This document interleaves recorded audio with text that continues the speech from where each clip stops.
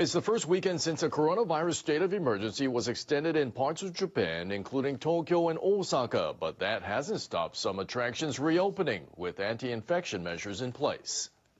Shinjuku Gyoen National Garden is one of the capital's most popular parks. It threw open its gates on Friday for the first time since April 25th. We've spent too much time indoors. We decided to head out as the weather is improving. Visitor numbers will be limited until June 20th, the day the emergency declaration is now due to end. And the park is closing over an hour earlier than usual. Officials in Tokyo confirmed 436 new coronavirus cases on Saturday. That marks the 23rd straight day. The number has dropped from the same day the week before. The southern prefecture of Okinawa is struggling to stop the virus spreading. Authorities have asked large commercial facilities to shut areas that sell non-essential items on weekends. I think it's necessary to prevent the spread of infection. Even areas selling food had relatively few customers. Vaccinations are now being rolled out across the country. Defense Minister Kishi Nobuo visited a state-run vaccination site in Osaka, where 174 new infections were confirmed on Saturday. The government will continue to do all it can so as many people as possible are vaccinated as soon as possible, in a safe and efficient manner. Japan began vaccinating the elderly in April. The government says just over 7 million people aged 65 or older had received their first shot by Friday. That's roughly 20% of the elderly population. Health authorities across Japan reported more than 2,600 new cases on Saturday and 56 deaths. Hundreds of Vietnamese nationals gathered at Narita Airport near Tokyo on Saturday to board rescue flights bound for their home country. Commercial airline trips from Japan to Vietnam are currently suspended due to the coronavirus pandemic. About 300 people hopped on board 2 flights. The Vietnamese government previously repatriated nationals under special circumstances. Some of the individuals sent home were ill, others were pregnant. But the service was suspended in mid-May due to Vietnam's stepped-up entry rules. Saturday's rescue mission was the first since that time. I'm so happy. I want to meet my girlfriend and my family. Many people were unable to get tickets. They gathered near the check-in counter, hoping some of their compatriots would cancel. A woman says she is 4 months pregnant. She says she can't find a job or place to live now in Japan. I'm staying at my friend's apartment now. I want to return to my country today. The Vietnamese embassy says by the end of last month, about 7,000 Vietnamese had indicated they wanted to return to Vietnam, but embassy officials say there are no plans to organize any more rescue flights this month. Health ministers from the G7 nations say it's vital that countries have fair access to coronavirus vaccines. The ministers adopted a joint declaration during their 2-day online meeting that ended on Friday. It urges equal access to safe, effective, quality, and affordable vaccines through the COVAX distribution effort and other means. The statement also calls for cooperation on clinical trials to ensure fast medical responses.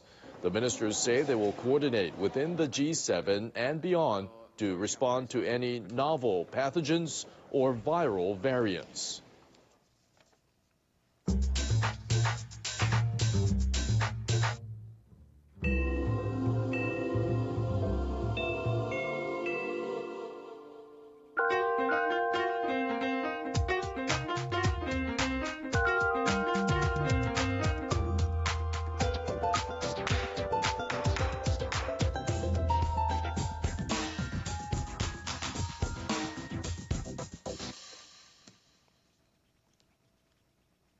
It has been exactly 1 year since the father of a Japanese woman who was abducted by North Korea more than 40 years ago died without being able to meet his daughter again.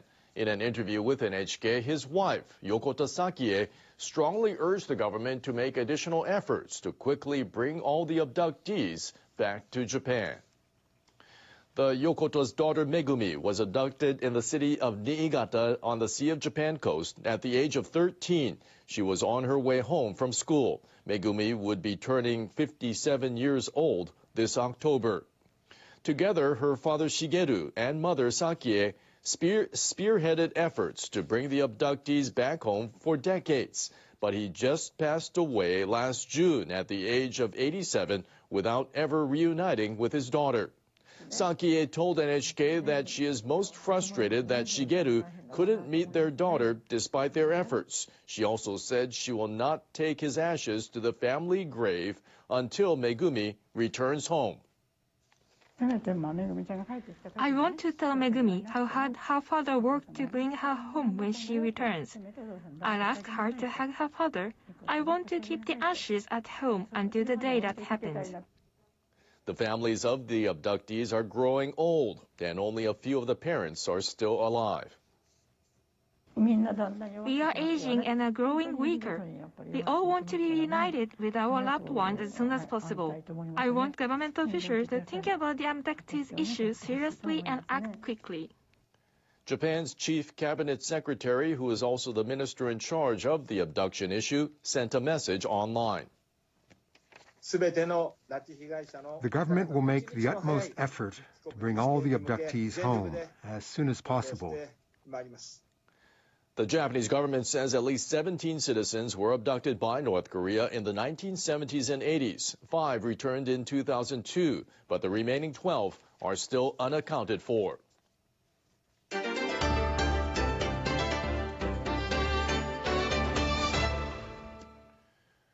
Russian President Vladimir Putin wants upcoming talks with his U.S. counterpart Joe Biden to help improve ties between the two nations.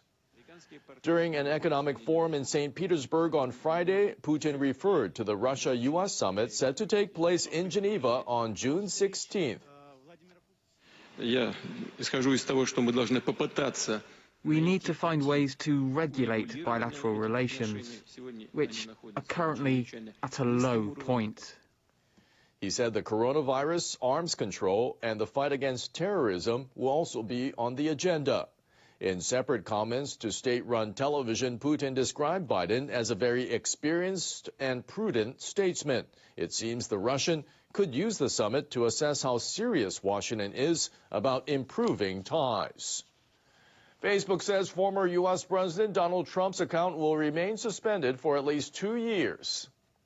The social media giant initially suspended Trump in early January after deadly riots engulfed Capitol Hill. The company says Trump incited violence. Facebook says that when the suspension is lifted, Trump will face rapidly escalating sanctions if he breaks the firm's rules on content that could lead to permanently closing his account. Trump hit back, describing the decision as an insult to the people who voted for him. He said Facebook shouldn't be allowed to get away with censoring and silencing. Those were the stories for this hour. The G7 group of leading economies have reached what is described as an historic agreement to reform the global tax system. The deal includes a global minimum corporation tax of at least 15%. The Indian government has issued a final notice to Twitter to comply with its new information technology rules, which aim to make social media firms more accountable to legal requests for the removal of posts. The Indian capital, Delhi, has announced a gradual lifting of COVID restrictions weeks after being ravaged by a second wave. Markets and malls will partially reopen from Monday, while half the staff can return to private offices. A US federal judge has overturned California's 32-year-old ban on assault weapons, calling it unconstitutional. California's governor has condemned the ruling, saying it's a direct threat to public safety.